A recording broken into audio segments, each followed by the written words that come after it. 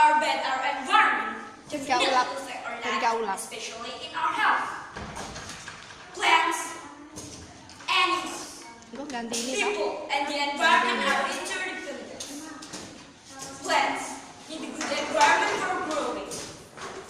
Animals need plants to eat, and humans need everything to survive. Everything went as usual until the human died. Look at us people who throw rubbish to the river, or those people who cut down trees in the forest. Of course you can cause flood.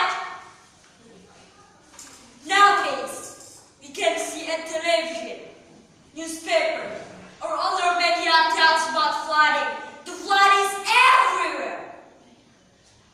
Many damages caused by the flood. For example, many people being homeless, transportation can't run well, and so on. How terrible the flood is! Now, let's take a look at the environment in our madrasah. How's the condition? Clean, healthy, or damaged? Have you thrown away rubbish in its place? Have you eaten snack without any plastic wrapping? Is our madrasah green, clean, and healthy? Or is it just bare and plain without any flowers and trees?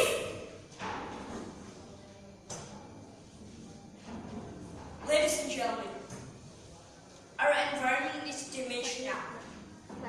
In fact, humans are the ones responsible for the damaged nature. This is already indicated in our Holy Quran, Surah An, verse 41. A'udzu billahi minasyaitonir rajim. Bismillahirrahmanirrahim. Dhaharal fasad fil barri wal bahri bima kasabat aydin nas. Yuhliqu madalladhi 'amilu la'allahum yarji'un. Meaning, evil has appeared on land and sea because of what the hand of human have heard. That he, Allah, may make them taste a part of which they have done, or that they may return. Happy brothers and sisters. Now, what's our role as the young generation to save our environment? People say, the youth today is the leaders tomorrow. So, as the leaders to be, we have to train ourselves. Now let's start the changing by doing simple things to save our environment. First, we have to keep clean. We can do this by removing rubbish and put it into the dump. When everyone is aware of not throwing rubbish everywhere, just in the effort. Clean surrounding, river and sea. How nice! And we also know the proverb, an-nadafatu min al-iman, which means cleanliness is half of faith.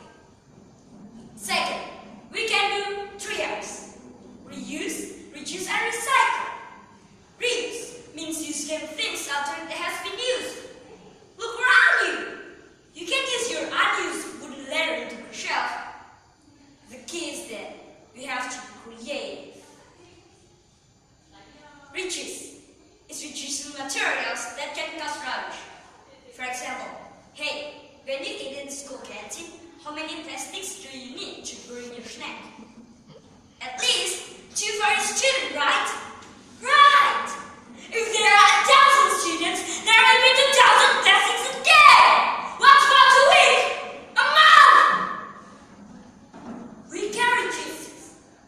Why don't you bring your own bottle for your drink and box for your lunch? Of course, it will be funny according to your friends. This is the right thing to do. Recycle is recycling materials that can cause rubbish. It is a little bit hard to do, but the simplest one is to collect your inorganic waste and give them to the waste collectors. Third, we can do one man, one. Everyone, every single person must be responsible for a plant in the house. Imagine, if everyone has a plant in the house, there will be 200 million plants in Indonesia! Well, happy brothers and sisters. continuous efforts, it means we have participated in the preservation of our environment. We all need a strong